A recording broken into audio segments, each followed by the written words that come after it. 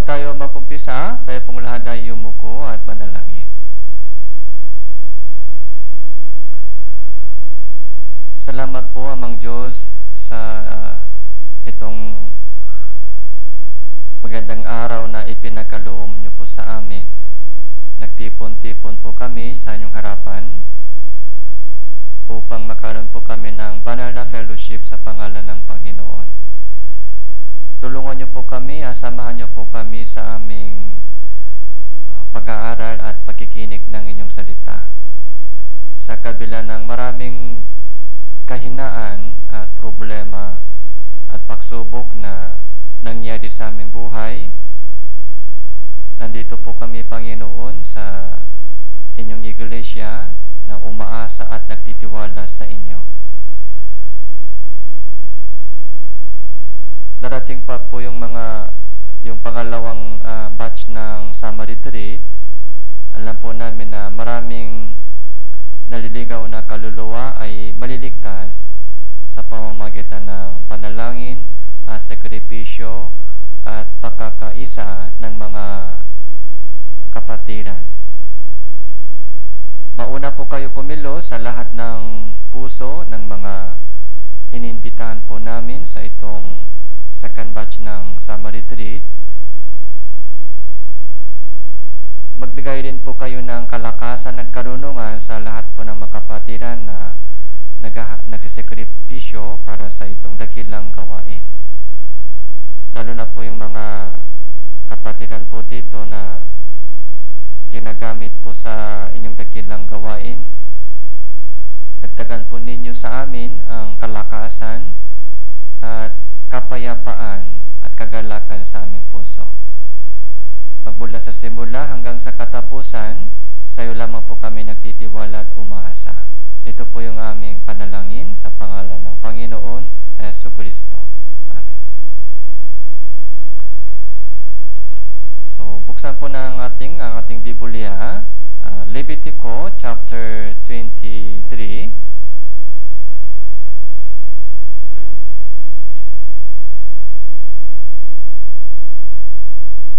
Lumang Tipan, Leviticus chapter 23.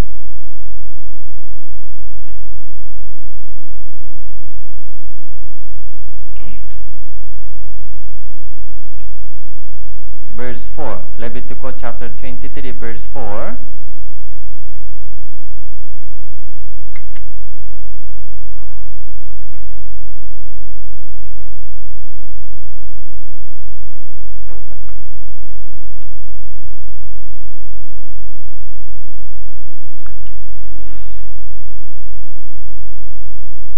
So, mga ilang talata po, babasahin ko po sa Leviticus chapter 23, verse 4. Ito ang mga taktang kapistahan sa Panginoon, mga banal na pagpupulong na inyong ipagdiriwang sa taktang panahon. Sa ika-14 na araw ng unang buwan, sa paglubok ng araw ay ang Paskwa ng Panginoon. At ika-15 araw ng buwang ito ay kapistahan ng tinapay na walang pampalsa sa Panginoon. Kakain kayo ng tinapay na walang pampalsa sa loob ng 7 araw. Tapos verse 11 po. Iwawagay-wagay niya ang bikis sa harapan ng Panginoon upang kayo ay tanggapin. Sa kinabukasan, pagkatapos ng Sabat, ito ay iwawagay-wagay ng pare. Tapos verse 15 po, 15. Mula sa kinabukasan, pagkalipas ng Sabat, mula sa araw na iyong dalhin ang bikis na handog na iwinawagay-wagay, at bibilang kayo ng 7 buong linggo. Hanggang sa kinabukasan, pagkalipas ng ika-7 Sabat, bibilang kayo 50 araw. Pagkatapos ay mag-alay kayo ng handog na bagong butil sa Panginoon.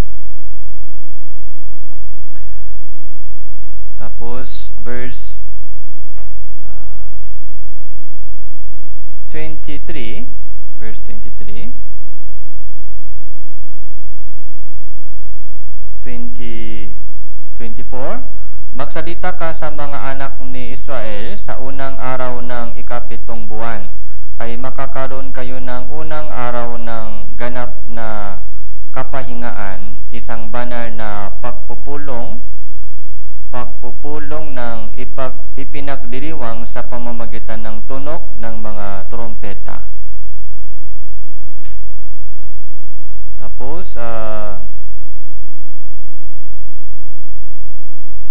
so chapter 27, verse 27, ganun din ang ika-10 araw ng ika-7 buwan ay araw ng pagtubos. Makakaroon kayo ng banal na pagpupulong, magpakumbaba kayo at mag-alay kayo ng handog sa Panginoon na pinaraan sa apoy. So verse 34, iyong sabihin ang ganito sa mga anak ni Israel, sa ika-15 araw ng ika-7 buwang ito ay 7 araw na kapistahan ng mga kubol sa Panginoon.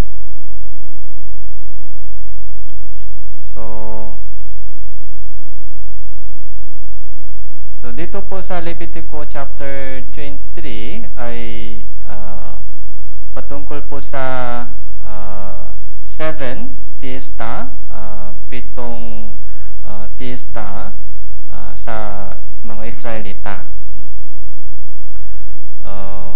Magmula itong linggo, so mga ilang mga linggo, pag-aralan po natin ito patungkol po sa 7 fiesta ng Israel.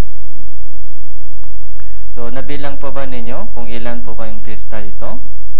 So 7 fiesta. Ito po yung hanggang ngayon, tinutupad po ito ng mga Israelita.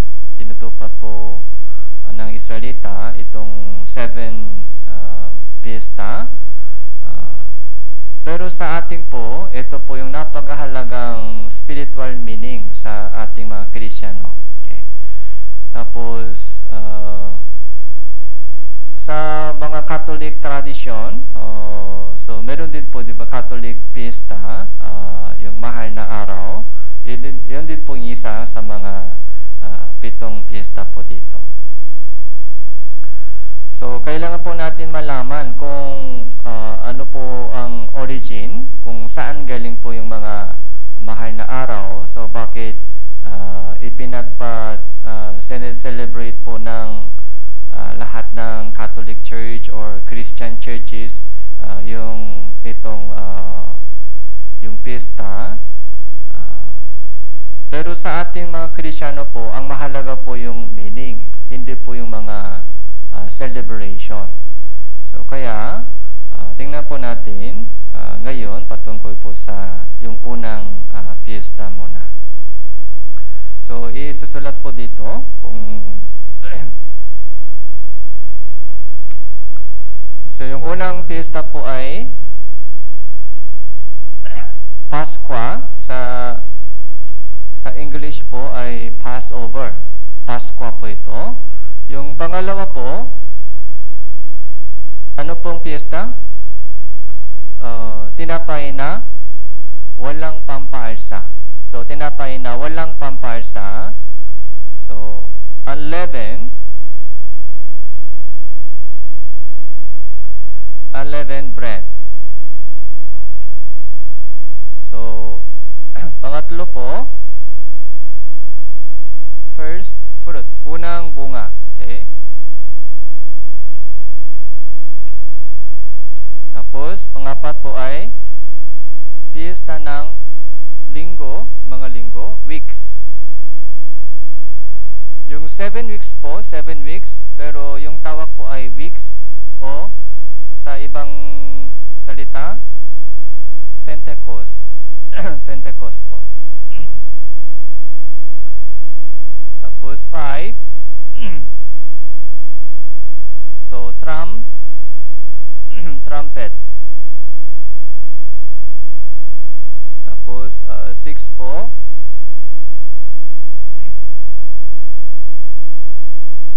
so Day of Atonement. So araw ng pagtubos. Ito po yung madalas po binabanggit po natin sa Bible Seminar. So the Day of Atonement. Naalala nyo po ba kung ilang petsa? So July 10 sa kalendaryo po nila. Tapos yung last po ay Tabernacles. Yung sana po, so tandaan po natin itong mga 7 piyesta: Passover, unleavened bread, and first fruits, weeks, trumpets, and Day of Atonement, and Tabernacles. Okay? Sa Jewish calendar, sa kalendaryo po nila, so kailan po yung ano po yung petsa? Passover? Ito po ay sa Jewish kalendaryo, January 14. January 14 po yung Passover. So, unleavened bread. Ito po yung 1 day. Okay? Yung unleavened bread po ay 1 week. So, January from 15 hanggang 21. 1 week celebration. Yung first fruits, so hindi po nakasulat sa Biblia kung ano po ang exact petsa. Hindi po nakasulat sa Bible. Pero ito po ay after Passover, may Sabbath day, the day after Sabbath day. Ito po. So sa atin po, yung mahal na araw ay galing po dito Passover. Sa Passover day, namatay si Jesucristo sa Paskwa. So Friday night po yun, Friday po yun. Friday po namatay si Jesus. So after 3 days, binuhay siya muli. So yung Sabbath day po sa Israelita po ay from Friday night hanggang Saturday night. Okay? So Friday evening hanggang Saturday evening, yun po yung Sabbath day sa Israel. So kinabukasan, anong araw po? So after Saturday, anong araw? Linggo. Linggo po, after 3 days. After 3 days po, yun po yung the day after Sabbath. So, sa ating celebration po ay madalas po yung first fruit ay January 16. January 16. After 3 days, 14, 15, 16. Okay, 16. Ito po yung this coming Sunday, resurrection. Okay? Yung Sunday po yung Sunday, yung day na binuhay muli si Jesucristo. Okay? So, tapos, kaya ito po ay unang group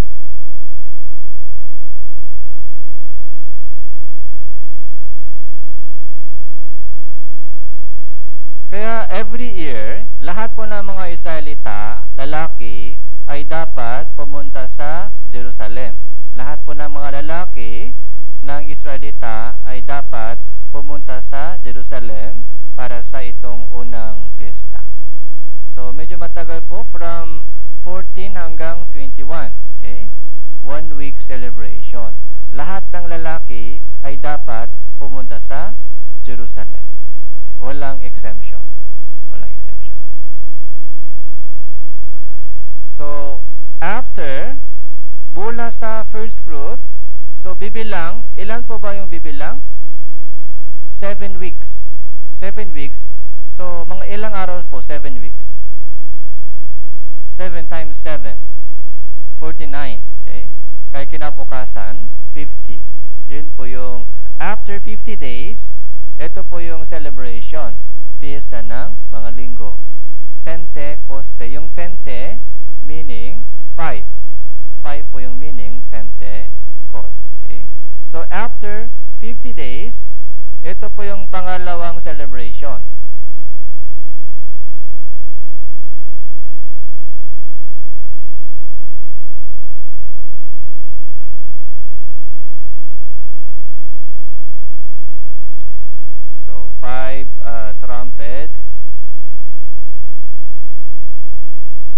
Tapos 6, the Day of Atonement. Tapos 7, Tabernacle. Okay? So,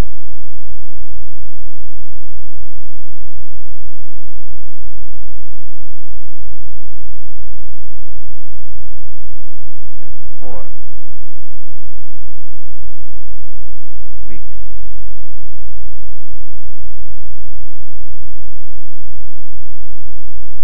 So, after 50 days, ito po yung pangalawang punta sa Jerusalem. Ito pangalawa. So, ito po yung petsa po ay after this counting, 50 days later. So, yun po yung petsa ito. Okay? Tapos, yung trumpet, sa calendar po ng Jewish people, July 1. Okay? July 1. So, the Day of the Atonement, anong petsa? July 15. July 10. July 10. Tapos, yung Tabernacle ay July 15 hanggang 21. 1 week celebration.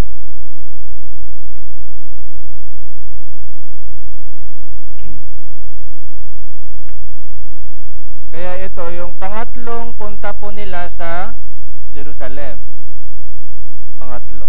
From July 1 hanggang 21. Medyo matagal stay ito. Okay? Matagal na stay. Kaya lahat po na mga isalita 3 times a year. So dapat pumunta po sila sa Jerusalem. Okay? Jerusalem. Kailan po namatay si Jesus? So, Passover, dito po namatay si Hesus Kristo. Okay. Sa araw ng Pasko. Sa araw ng Pasko. So, sa ating calendar, so ito po yung Jewish calendar po, Jewish calendar. Sa kalendaryo po natin, ito po ay March. So, April. So, ito po yung sa calendar po natin. March or April. Kaya, mahal na araw, madalas, kailan po yon? March or April. Naka-fix na po ba yung petsa? O pabago-bago? Pabago-bago dahil yung petsa po ng mahal na araw ay galing sa kanila. Kaya sila po yung magdi-decide. Okay? Yung mga Israelita po ay sila po yung magdi-decide kung ano ang magiging petsa ng mahal na araw this year. Okay? So, pabago-bago, hindi po naka-fix. Kaya, mga 3 months, 3 to 4 months ay delay. So, plus. So, ito Pentecoste ay, kailan po ito? Itong sa May or June. May or June. Tapos, ito, so, Fiesta Trumpet or Atonement Day Tabernacle po ay magiging September or October sa ating calendar. Okay? So, every year, ganito po yung mga cycle. Okay? Cycle. So, si Jesus po, ilang taon po si Jesus namatay? So, nung naging 30 po si Jesus, nagumpisa po siya ng public ministry. And yung public ministry po ni Jesus ay 3 years and a half. 3 taon at kalahati. Sa around po, 3 taon at kalahati, yun po yung mga ministry po niya sa Bible. So, Matthew, Marcos, Lucas, John ay patungkol sa mga ministry niya 3.5 years. So, kung abang magbabasa ka ng Bible, bilangin po ninyo kung ilang beses po pumunta si Jesus sa Jerusalem. So, ayan po yung mga basehan kung ilang taon po yung mga public ministry ni Hesus Kristo.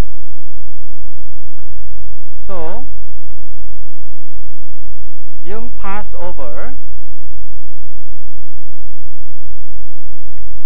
ito po yung may lesson po sa atin, salvation, Passover. Tapos, unleavened bread, ito po yung lesson ng holy life. Yung pampaasa ay simbolo ng kasalanan. Kaya unleavened bread ay yung buhay Kristiyano na malayo sa kasalanan.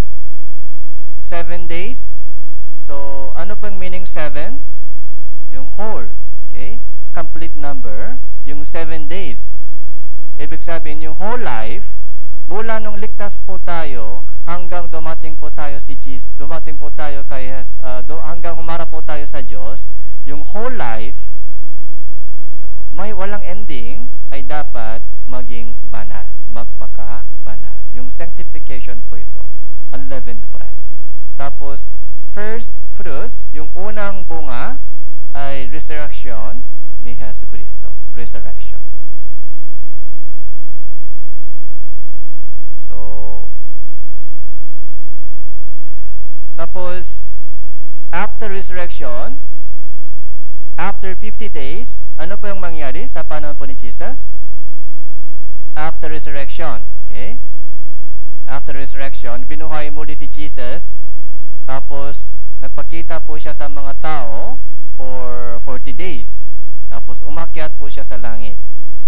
So, from resurrection, after 50 days, ano po yung nangyari? Sinong dumating dito? Pentecoste. Sa araw ng Pentecoste, anong nangyari sa gawa? Dumating po yung Holy Spirit. Okay. Dumating po yung Holy Spirit, kaya ito po yung mga tawag po yung Pentecoste o 7 weeks. Okay. Kaya after resurrection, so ito po yung Holy Spirit po dumating, kaya yung Christian living po, ano po yung Christian living? Ginagabayan po tayo ng Holy Spirit. So, yun po yung meaning. Tapos, yung trumpet. Ano po yung meaning ng trumpet? Okay? So, pagtunog ng trumpeta, pagtunog po yung mga trumpeta ng anghel, so, yung rapture po ay mangyari. Rapture. Yung rapture ay mangyari. So, pagtrumpeta ng Panginoon, lahat po ng mga taong ligtas ay kukunin po ng Panginoon. So, yung Atonement Day, yung Day of Atonement, ito po yung mga atonement, yung salvation para sa mga Israelita. Tapos, yung Tabernacle, ay ito po yung Millennium Kingdom. Yung Tolda, Tabernacle, Millennium Kingdom for 1,000 years. Eternal fellowship with God. 7 days again. 7 days again. So, eternal fellowship with God. Sa yung pinaka-tolda ng Panginoon ay wala dito sa lupa. Yung tolda sa langit, sanctuary. Okay? So, sa atin po, napakahalaga po yung meaning. Okay? So, Pentecoste po muna. Tingnan po natin.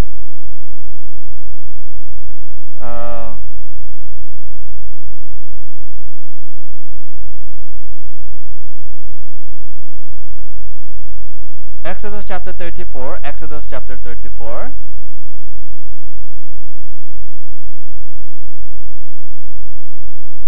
Verse 23, Exodus chapter 34.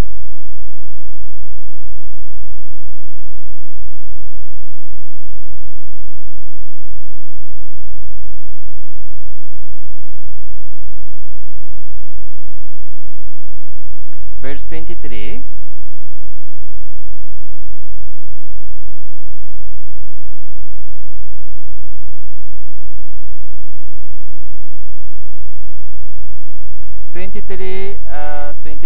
Tatlong ulit sa isang taon, nahaharap ang lahat ng inyong mga kalalakihan sa Panginoong Diyos, ang Diyos ng Israel.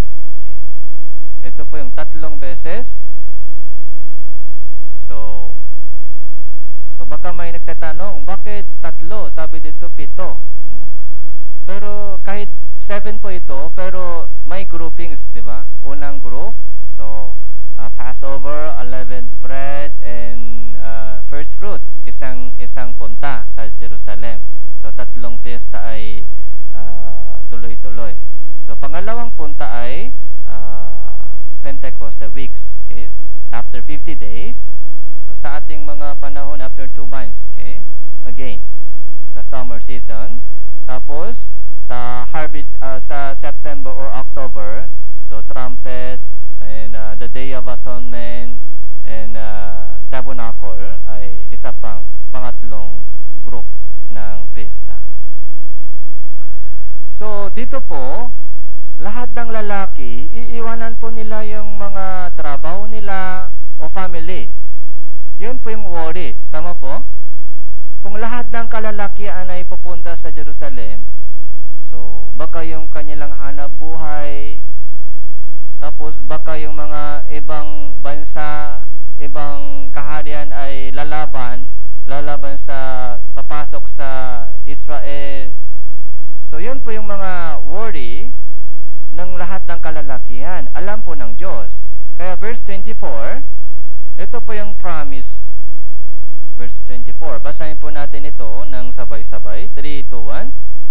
Sapagkat palalayasin ko ang mga bansa sa harap mo at palalakihin ko ang inyong mga hangganan at hindi pagnanasaan ng sino man ang inyong lupain. Kapag ikaw ay umakyat upang humarap sa Panginoon mong Diyos, 3 ulit sa isang taon.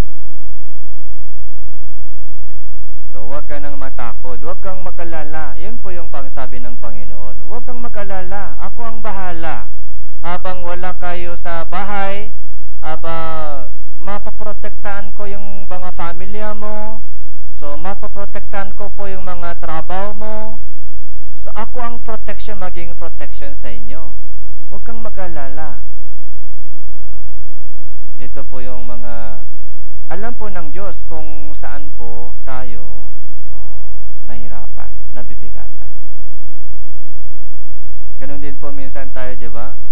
Meron din po tayong mga annual, yearly Philippine Life Mission schedule. May summer retreat po tayo, tapos New Year retreat, mga 2 days, 3 days. Meron din pong ibang mga malalaking gawain, malalaking mga gatherings sa Philippine Life Mission. Kaya pagdating po sa ganong mga schedule, so may worry po tayo. Paano yung trabaho ko? Tapos may registration pa na medyo malaki. Paano ipon yung mga registration? Pero isipin po natin, kung ito ay kalooban ng Diyos, kagaya ng Matthew chapter 5, verse 33, hanapin mo muna ang kanyang kaharian, ang kanyang katuwiran. Okay. So, hanapin mo muna, unahin mo muna ang katuwiran ng Diyos at kaharian ng Diyos. Kung ganon, ano po yung promise ng Diyos? So, pawang, idadagdag sa inyo lahat ng mga kailangan mo. Okay. I will protect you. I will provide. I will provide. So, kung ganun po, ano po yung kailangan po natin gawin? I-check po natin. Ito ba ay kalooban ng Diyos? Ito ba ay para sa katuwiran niya? Ito ba ay para sa kaharian niya? Kung ganun, so, unahin po natin yun, unahin yung gawain ng Diyos. Tapos, tingnan po natin kung tutuparin po kung paano matutupad ang pangako ng Diyos sa akin o hindi. Kung hindi po nangyayari po, kung hindi po natutupad yung pangako ng Diyos, so next time, wag na lang. Wag na lang. Ito po ay experience po natin. Experience. Tinetesting po tayo ng Diyos lagi. Tinetesting po tayo ng Diyos kung yung ating puso sa Diyos ay tapat. Hindi lamang isang beses, tuloy-tuloy. Alam niyo po ba, mahirap po ma-experience yung pagkilos ng Diyos. Alam ng Diyos kung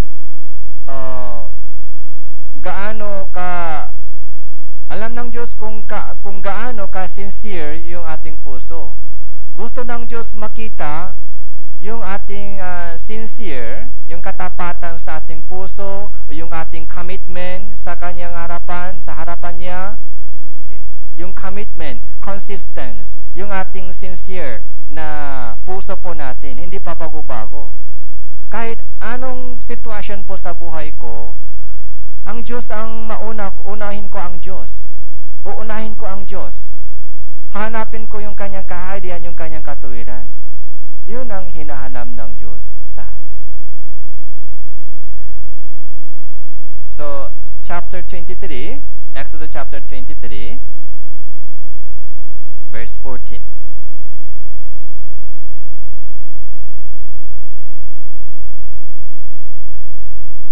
Exodus chapter 23, verse 14, 23, verse 14.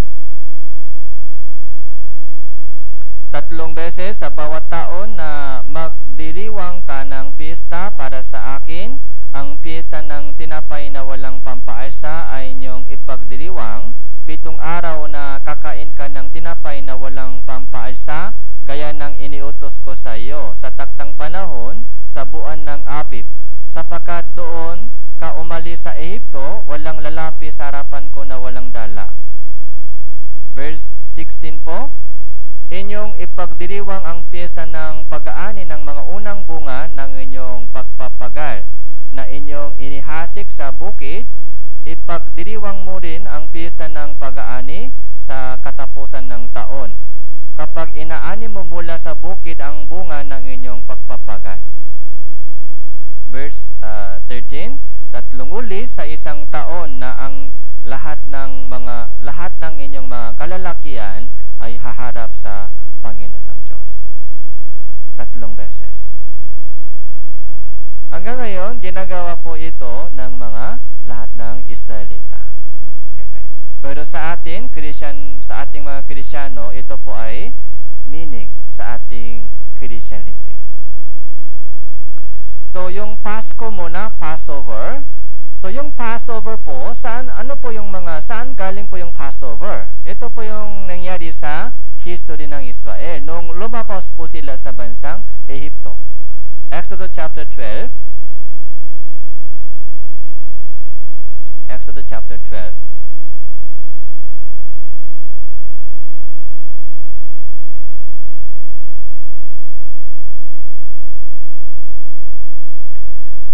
Ang Panginoon ay nagsalita kina Moises at Aaron sa lupain ng Ehipto na sinasabi, ang buwang ito ay magiging pasimulan ng inyong mga buwan.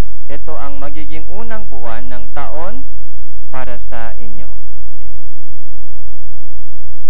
So, yung Ehipto, okay.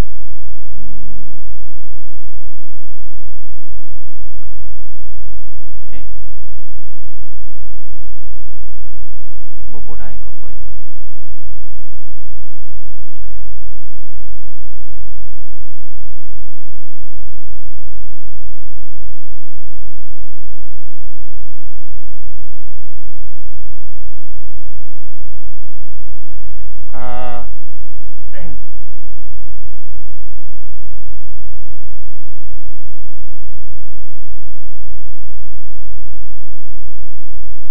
So, ngayon po ay 2025. So, 2025 years ago, dumating si Jesus. Yung panahon po bago dumating si Jesus ay tinatawag na BC, before Christ.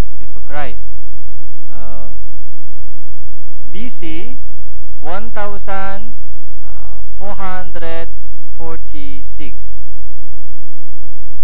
Before Christ, 1446, ito po yung Exodus nangyari. Exodus. Okay.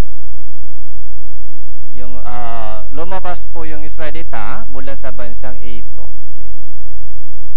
Ilang taon po ba nasa bansang Ehipto yung mga Israelita? Yung total. 430. Okay. Kaya 430 years nasa bansang Ehipto sila. So, ilang taon po ito? 1,876. Okay? 1,876.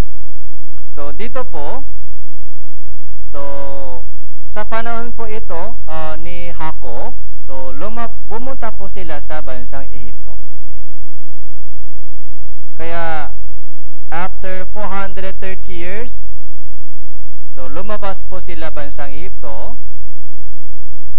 So dito po nag-umpisa po yung Passover.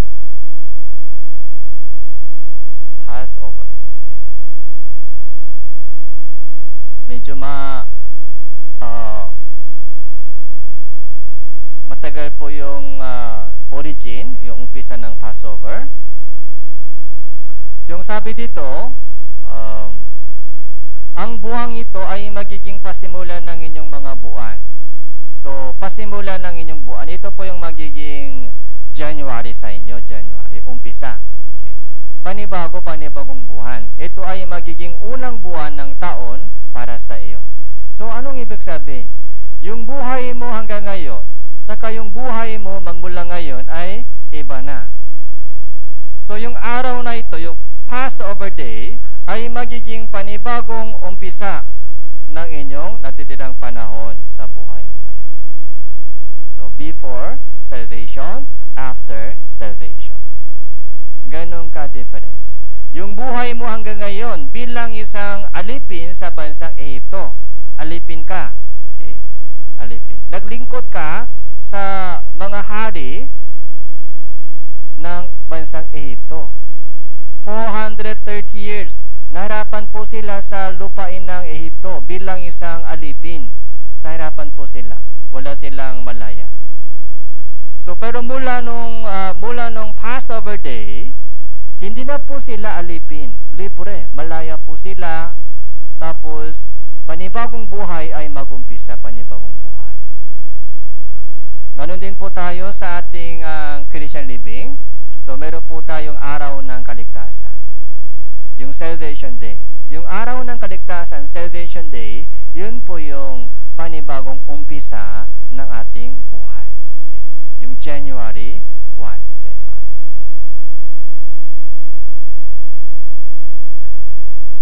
So, chapter 12. Ano po yung inihanda po nila? Verse 5.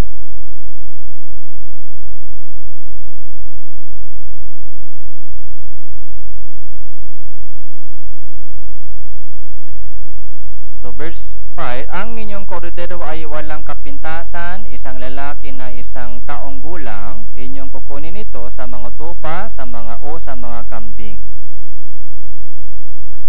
So, korodero ay walang kapintasan. Isang korodero ay dapat ihanda. Isang korodero, isang lalaki na isang taong gulang, 1 year. So, pwede kunin mo ito sa tupa o sa kambing. So, yung korodero po ay pwede kunin sa tupa o kambing. So, yun po yung meaning ng korodero. So, tapos, verse 6. Iyong ay inyong iingatan hanggang sa ika-14 na araw na buwang ito, papatain ng buong kapulungan ng kapintasan ng Israel, kapisanan ng Israel ang kanilang mga kordero sa paglubok ng araw. Pagkatapos, kukuha sila ng dugo at ilalagay sa 2 haligi ng pinto at sa itaas ng pintuhan sa mga bagay na kanilang kakainan.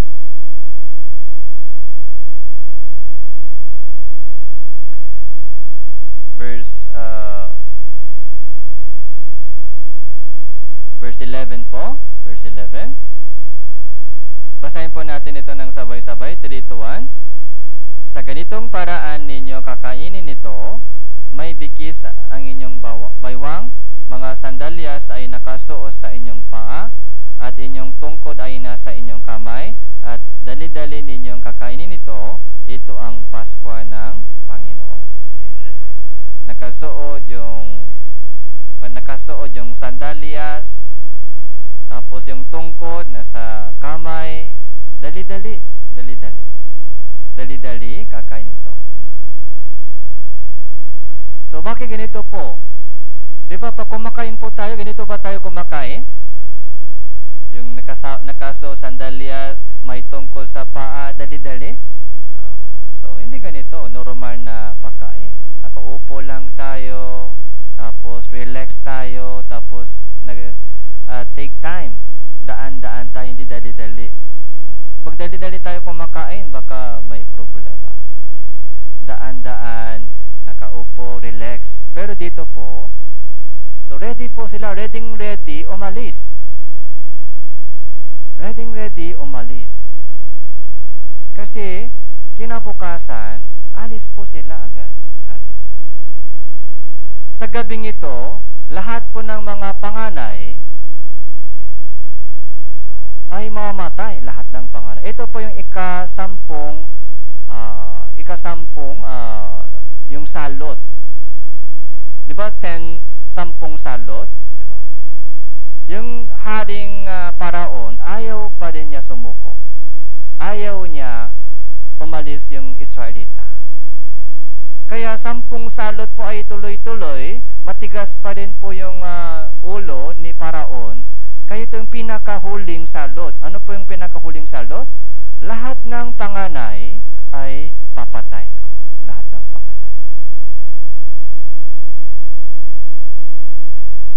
Verse 12, sapagkat ako ang dadaan sa lupain ng Ehipto sa gabing iyon, ay aking pupuksain ng lahat ng mga panganay sa lupain ng Ehipto, maging tao man o hayop, at ilalapat ko ang ahato laban sa lahat ng mga Diyos ng Ehipto, ako ang Panginoon.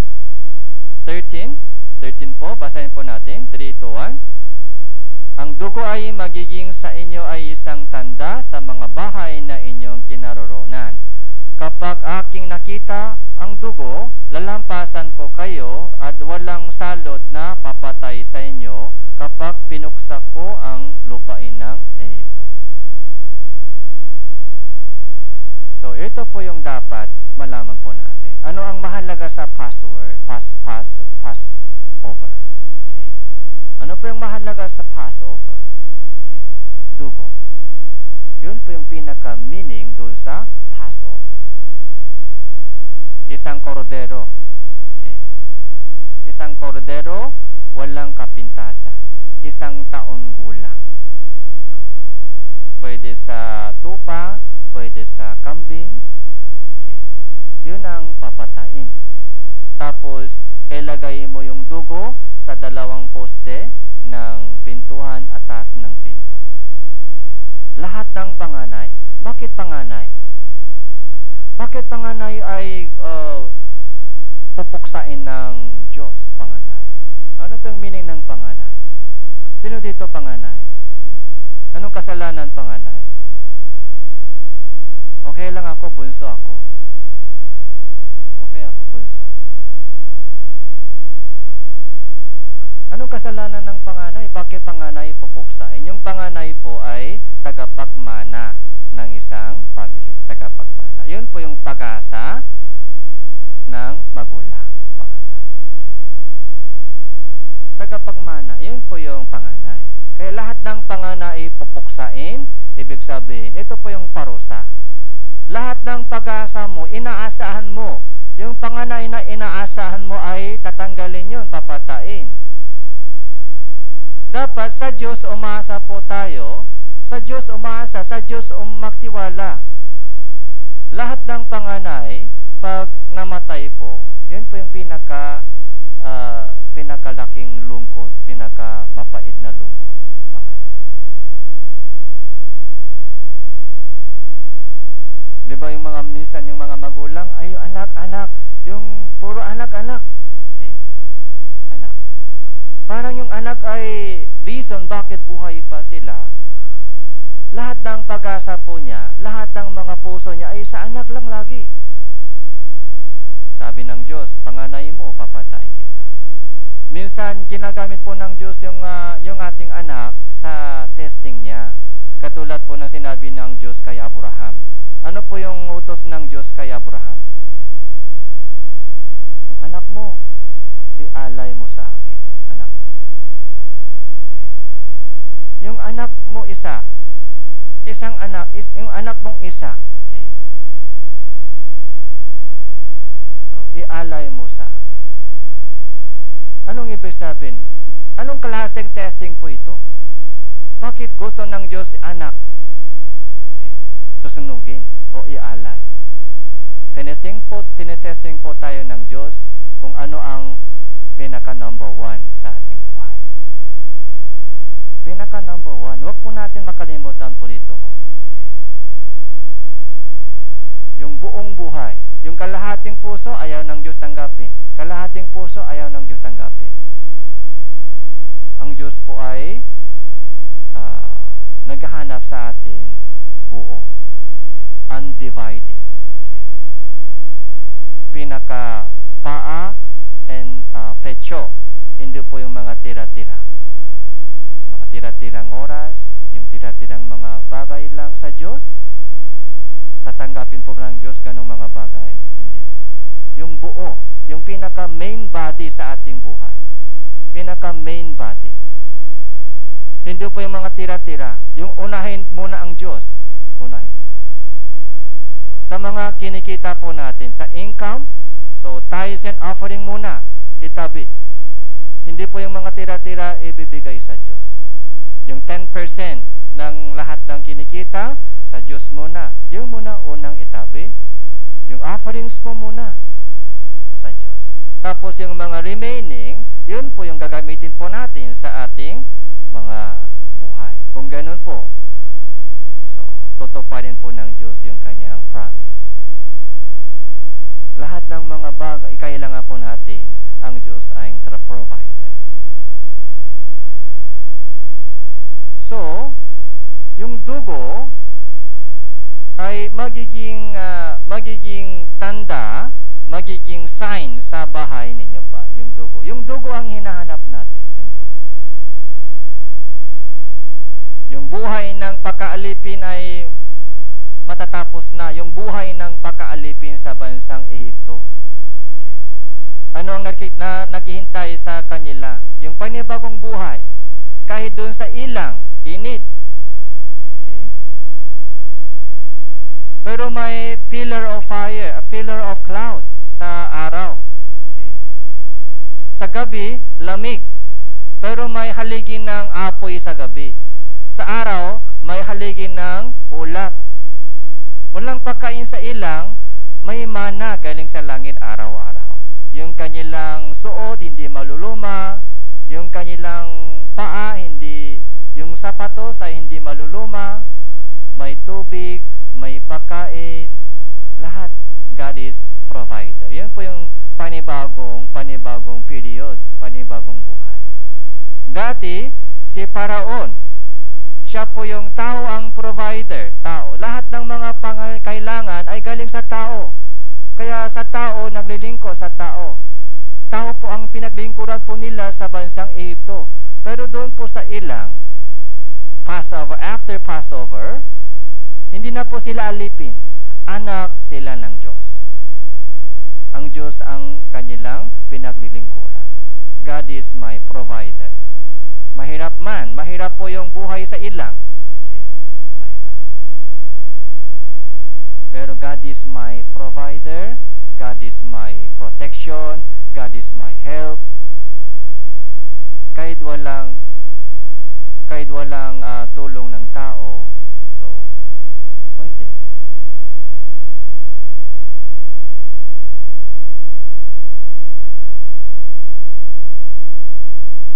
So, ito po yung origin of Passover, Pasqua.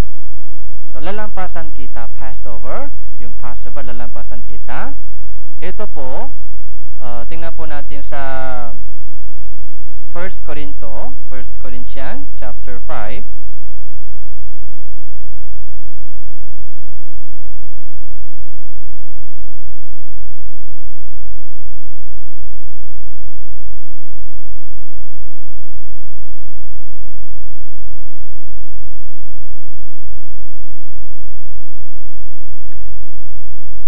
Corinthians chapter 5 verse 6 po, verse 6. Hindi mabuti ang inyong pagmamapuri, hindi ba ninyo nalalaman na ang kaunting pampaalsa ay nagpapaalsa sa buong masa? Okay. Yung pampaalsa, So, ano po yung meaning ng pampaisa? Okay? Yung leaven ay simbolo ng kasalanan. Leaven, kasalanan. Unleavened bread. Unleavened bread. Okay? Yung tinapay po natin, anong inilagay po doon sa bakery pag bake ng tinapay para malambot? Anong kasama? Yeast, di ba? Yeast. Yeast ay inilagay doon. Yeast. Yeast po ay pampaisa. Yeast. Okay? Pampaisa. So, yun po yung mga pang-sarap o pang-palambot, pang-pasarap. Pero dito po, hindi dapat kasamang pampaisa. Okay? Yung konting pampaisa, yung konting yeast ay nagpapaisa sa buong masa. Okay? Kahit konti lang ilagay, so yung buong masa ay lumalaki. Lumalaki po. Verse 7 po, alisin ninyo ang lumang pampaisa. Alisin ninyo ang lumang pampaisa. Yung lumang pampaisa po meaning, yung dating, yung mga ginawa po natin kasalanan, lumang pampaisa, na nagpapaisa sa buong masa. Buong masa meaning, buong buhay po natin, o kumakalat pa sa mga yung katabi po natin, kasama natin, yung buong masa.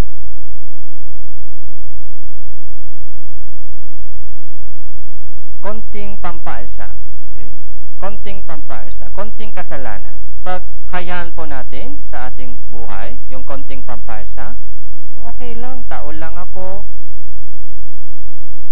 Kapag tinatanggap po natin yung konting kasalanan sa buhay po natin, konting kasalanan, mali lang yan, normal lang yan sa mga ibang kabataan, sa ibang mga tao. Tao lang tayo.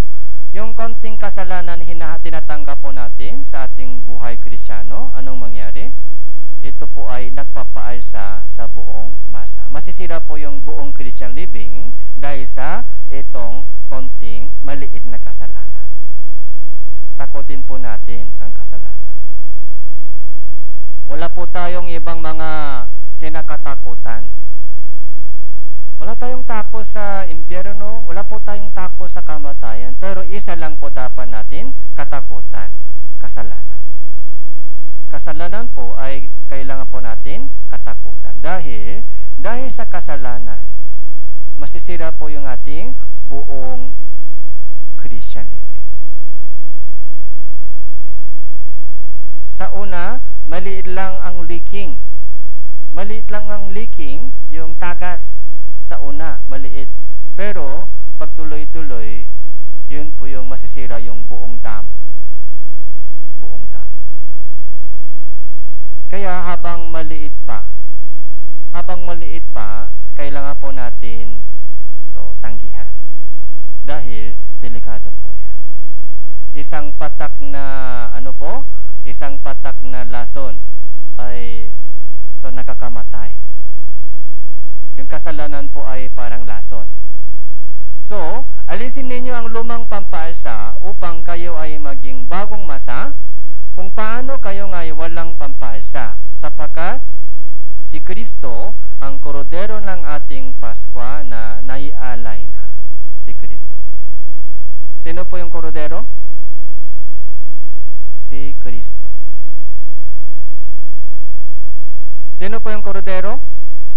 Si Kristo. So, ibig sabihin, Passover po, Passover,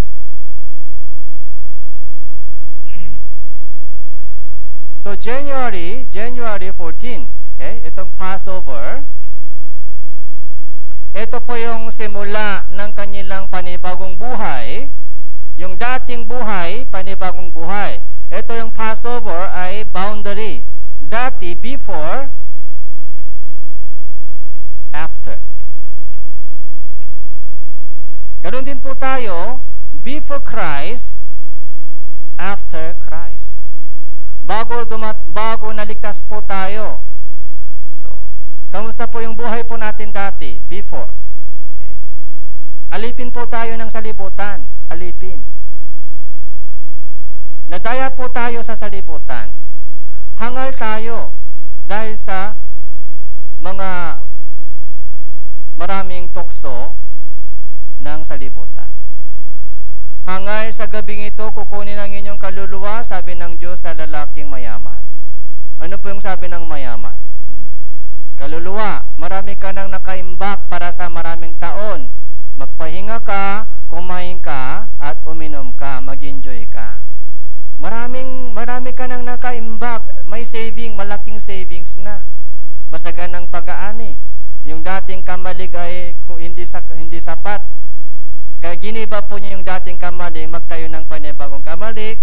So marami, punong-puno na. Malaking savings. Handa na for future. Okay, handa na. Pero sabi ng Diyos sa kanya, hangal ka, hangal. Mayaman ka sa pera, pero hindi ka mayaman sa Diyos. Mayaman ka sa mundo, pero hindi ka mayaman sa akin. Anong klaseng mayaman po ito? Okay. Anong klaseng mayaman? Mayaman sa pera? O matalino sa mga knowledge? Okay. Hangal. Hangal din po kung ganun lang po yung mga hinahanap. Yung kayamanan sa pananampalataya. Kayamanan sa pagkakilala sa Diyos. Yun po yung totoong kayamanan. Okay. Mayaman po ba tayo sa faith, pananampalataya? Kahit mahirap tayo sa mundo ito, okay lang. Wala tayong magagawa. Given condition po yan. Given condition. Pero, kahit dukha po tayo sa kayamanan sa salibutan, okay lang dahil sandali lang po yun. Temporary lang po yung buhay natin. Pero, dapat hindi dukha tayo sa ating faith. So, dukha sa pera, okay lang dahil may katapusan. Pero, hindi dapat dukha tayo sa faith. Hindi dapat dukha tayo sa pagkakilala sa Diyos. Kilalanin po natin si God. Kilalanin po natin si God. Lumago po tayo sa ating pagkakilala sa Diyos. Kailangan po natin ganong hangalin, desire to become the most. We are meant to be. Okay? So, before and after. Ano po yung boundary? Passover. Ano po yung pinakamahalaga dito? Blood. Passover lamb. Pag nakita ko ang dugo, so, lalampasan kita. May namatay. Isang kordero namatay para sa panganay. Kayong panganay, namatay po ba o hindi? Hindi. Pag may dugo ng kordero, kapag may dugo na nakalagay sa yung pinto, yung panganay sa loob ay hindi patay, hindi namatay. Ligtas. Dahil sa isang kordero na namatay para sa kanya. Si Jesus po ay Passover lamb. Si Jesus. Kaya namatay po si Jesus sa araw ng Passover. Ano pong ibig sabihin? Si Jesus is the Lamb of God. Nakita po ni John the Baptist. So, kinabukasan, sabi po doon sa unang John chapter 1. So, narito ang kordero ng Diyos na nag-aalis ng kasalanan ng salibutan. Kordero ng Diyos. Passover lamb. Walang pampaalsa. Kordero ng Diyos na nag-aalis ng kasalanan ng salibutan. So, yun po yung ating salvation. Okay? Yung Passover, yun po yung ating salvation. Hindi po yung mga pista-pista. Okay? Dapat, meron po tayong personal Passover day. Yun po yung salvation. Yun po yung araw ng kaligtasan. Salvation day. Hindi Hindi po mahalaga yung mga celebration ng piyesta-piyesta dito. Ang mahalaga po, ang mahalagang tanong, meron ba akong personal Passover day sa akin?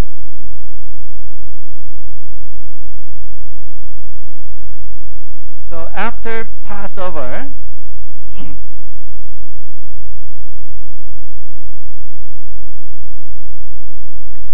chapter 5, verse 7 and 8 po. 8.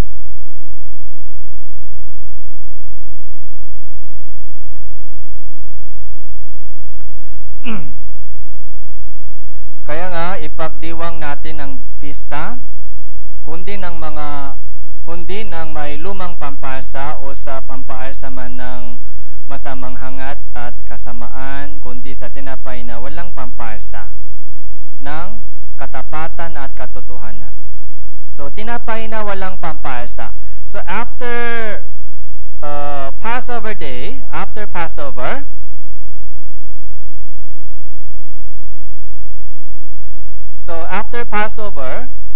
so from January 15 hanggang 21, 7 days, ito po yung piyesta ng unleavened bread. Unleavened bread. So, 7 days, piyesta ng unleavened bread. Walang pampasa. Tinapay na walang pampasa. Ito po ay, ano po yung meaning? Holy life. Okay? 7 days, ano pong yung mga walang ending 7 days. Okay? Walang ending 7 days, whole life. Okay?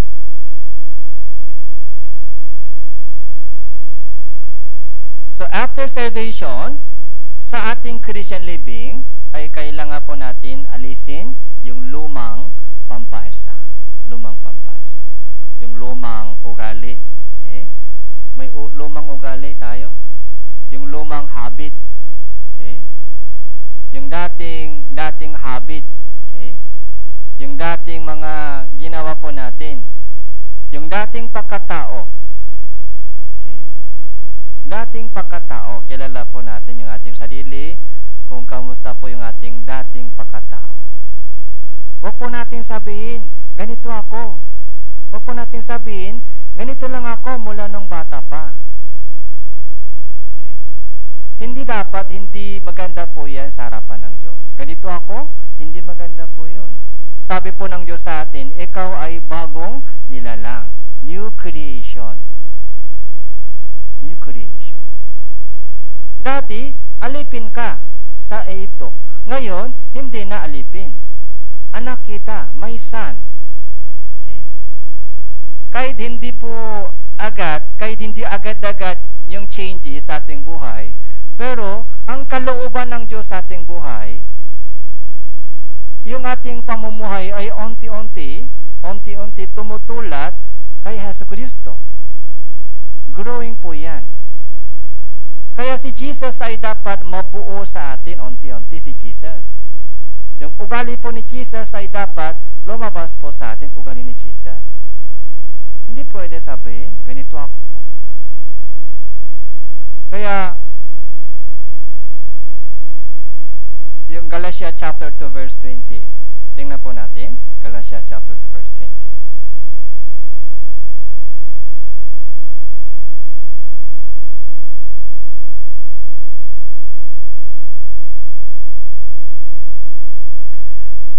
Ako'y pinakong kasama ni Kristo, hindi na ako ang nabubuhay, kundi si Kristo ang nabubuhay sa akin. Ito po yung spiritual condition sa harapan ng Diyos. Okay.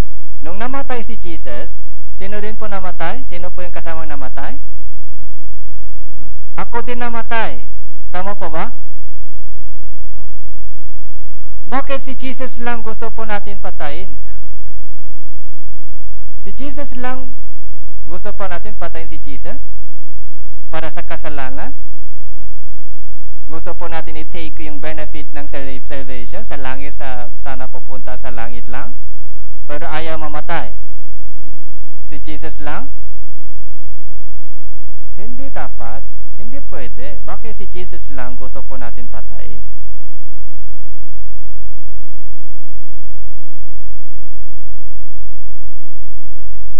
Ako din po namatay. Yun po yung meaning na ligtas na ako.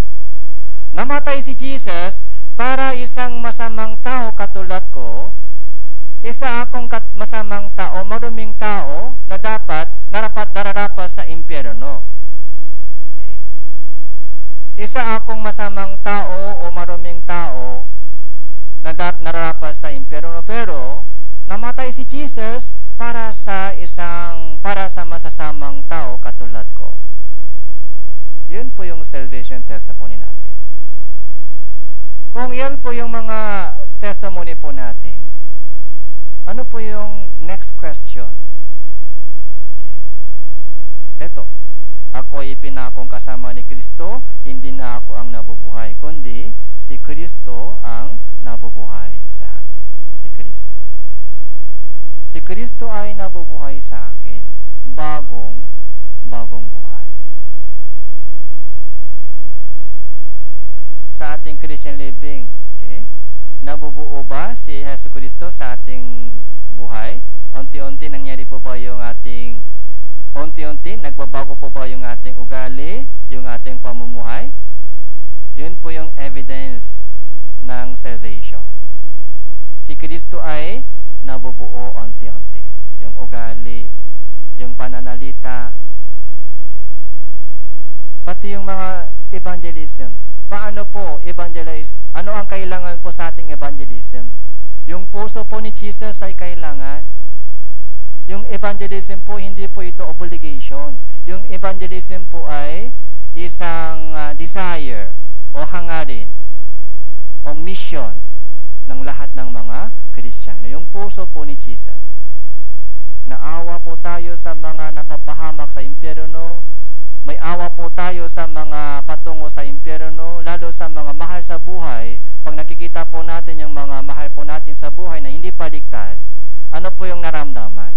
Parang may apoy na po tayo, may apoy. Apoy sa loob. Hindi ko kaya matiis, makita yung mga mahal ko sa buhay na mapupunta sa impyerno. Kaya, binubuksan po natin yung ating bibig, bumibisita po tayo sa kanila kahit ayaw man nila o hindi. Ayaw. Okay? Pero kinukulit po natin sila dahil sa desire, dahil sa apoy sa puso. Si Kristo ay nabubuhay sa akin.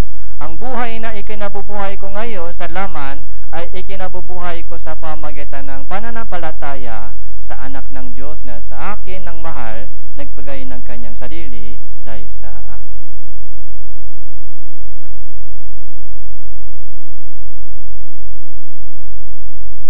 Galatia chapter 5, isa pang verse, Galatia chapter 5.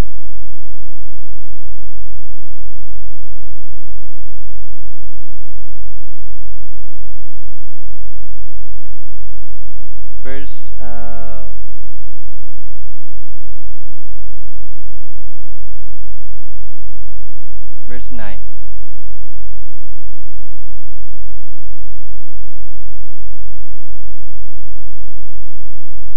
Galatia chapter 5 verse 9. Basahin din po natin. 3, 2, 1. Ang kaunting lebadura ay nagpapaalsa sa buong masa. Okay. Lebadura. Ito, pampaalsa. The same. Tama po ba? The same. Lebadura, ito yung yeast. Okay. Konting lebadura, nagpapaalsa sa buong masa. Konting kasalanan. Okay. Kaya takutin po natin, labanan po natin yung konting lebadura. Anong lebadura na sa atin ngayon? Lebadura ng alak, maaari, lebadura ng alak, lebadura ng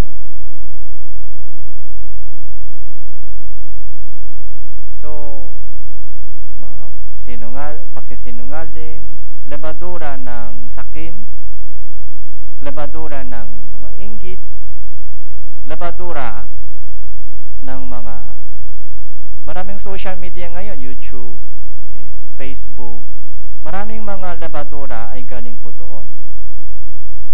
Maling pagtuturo. kabaluran ng galit.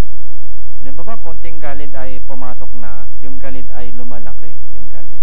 Konting tampo ay pumasok, ay lumalaki po ito, konting tampo. Okay.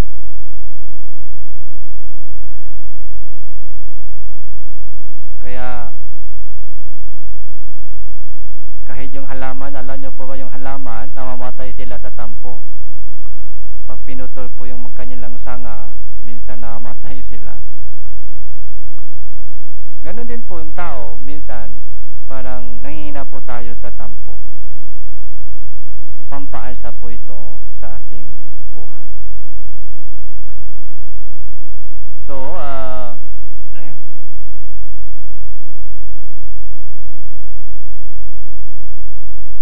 Unang Korinto chapter 15,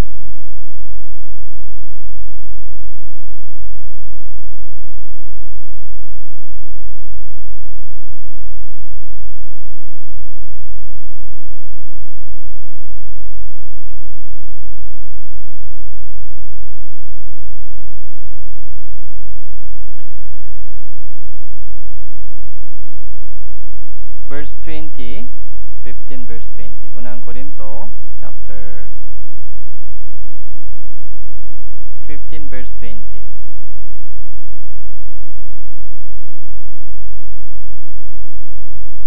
So, basahin po natin ito, 3, 2, 1. Subalit, ngayon si Kristo ay binuhay mula sa mga patay, na siyang ang unang bunga ng mga namatay. So, unang bunga, first fruits, unang bunga. May kasunod na bunga, may susunod na bunga. Sino po yung susunod na bunga? Yung mga taong ligtas. Yung mga Kristyano po ay bubuhayin muli tayo ng Diyos. Yung susunod na bunga, tayo. Yung unang bunga, si Hesus Kristo. Binuhay muli siya sa mga patay. Okay? Unang bunga, first fruit. Okay? Ganon din po mangyari po sa atin. Okay? Susunod na bunga tayo. Susunod na bunga. Yun po yung pag-asa po natin. Yung sitwasyon po ng ating katawan, minsan mahirap. May sakit. Okay? Nanghihina yung ating katawan. Okay? Pero yung ating, yung katawan po, yung ating body, ay parang ano lang, yung buto lang buto. Seed, buto lang. Yung tunay na ako ay sa loob ng itong seed, binhi. Okay. So, nung kapag dumating po si Jesus, babaguhin po niya yung ating hamak na katawan. Hindi ganitong katawan tayo sa langit. Babaguhin po niya yung ating hamang na katawan. Kaya, yung ating pananampalataya sa loob, yung ating pagkakilala sa Diyos sa loob, yung ating puso sa harapan ng Diyos, yun po yung lalabas. Yun po yung magiging bulaklak na makikita sa harapan ng Diyos. Yung ating katawan ay ano lang, buto lang po ito, bini lang. Hindi po ito mahalaga. Okay. Ang mahalaga po yung ating faith, yung puso, yung ating pananampalataya sa harapan niya, yun po yung lalabas. Parang bulaklak. Anong klaseng bulaklak gusto ninyo? Sa retreat center, maraming bulaklak. Anong bulaklak gusto ninyo? Yung paborito ko ay turanta. Ay, kalachuchi po yung paborito ko. Napakaganda. Sana ganun po yung mga faith ko sa harapan ng Diyos. Sa harapan ng Diyos. Yung faith. Yung ating mga nakikitang body ay hamak. Hamak. Okay. Wala tayong anumang ipagmalaki. Okay. Pero yung ating faith, yung ating pananampalataya, yung pagkakilala sa Diyos, yun po yung magiging bulaklak sa harapan ng Diyos. Sana, yun ang maganda. Maganda. Yun ang sana mayaman. Okay? Okay. Yun sana malakas. So, kalakasan sa katawan, mahalaga. Pero kalakasan sa ating spirit, mas mahalaga. Kayamanan sa pera, mahalaga. Pero kayamanan sa ating spirit, mas mahalaga po yan. po natin yung ating mata sa makalangit na bagay. So, Colossus chapter 3, last verse po natin ngayon? Colossus chapter 3, verse 1.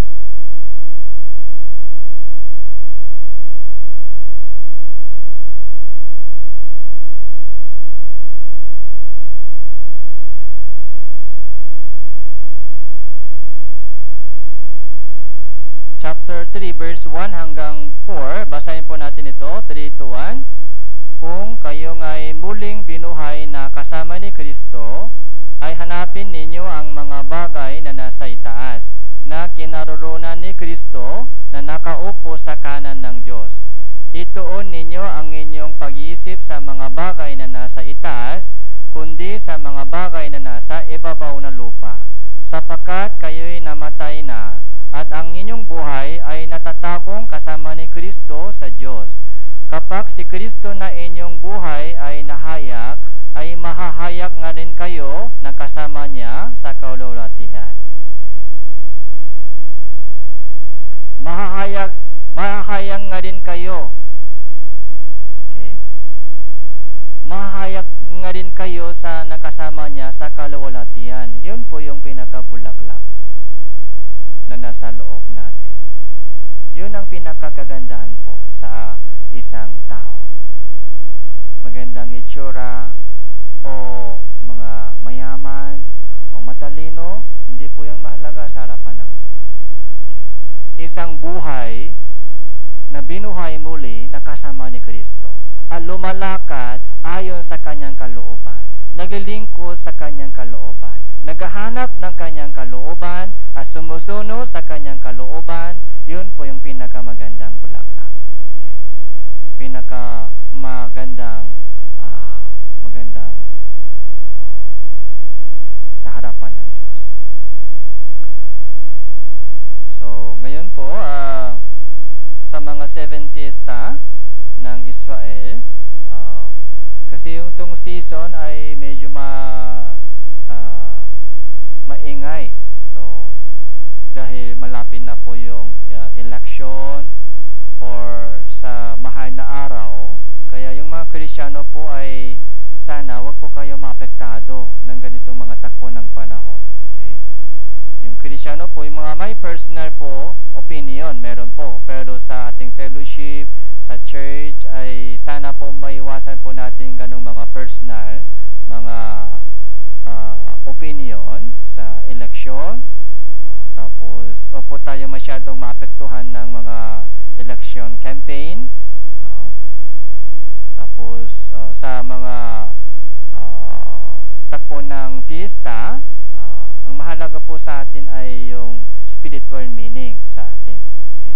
Tapos, mag-focus po tayo sa darating na second batch. Ito po yung magandang chance po natin sa evangelism. Sa first batch po ay maraming ministry tayo, kaya medyo nahirapan po tayo sa evangelism. Second batch po ay magandang chance sa evangelism. So, may home advantage po tayo, kahit kulang po yung lodging po dito, so pwede po tayo mag-uwi o mag-uwian. Kaya sana po lahat po ng kapatiran ay sama-sama mag-pray at tumulong sa dakilang gawain. Let's pray together. Salamat po, Panginoon, sa inyong dakilang pag-ibig at pagmamahal po sa amin. Salamat po sa inyong dakilang kaligtasan at pag-aasa na inihanda nyo po para sa amin. Nawa mabuksan po yung aming spiritual na mata at makakita po kami ng kalawalatian na gusto nyo pong ibigay sa amin. Lalo na po sa darating na second batch ng summer retreat. So maraming naliligaw na kaluluwa na ininbitahan po namin ay makaunawa ng tunay na kaligtasan. Gamitin niyo po ang lahat ng mga kapatid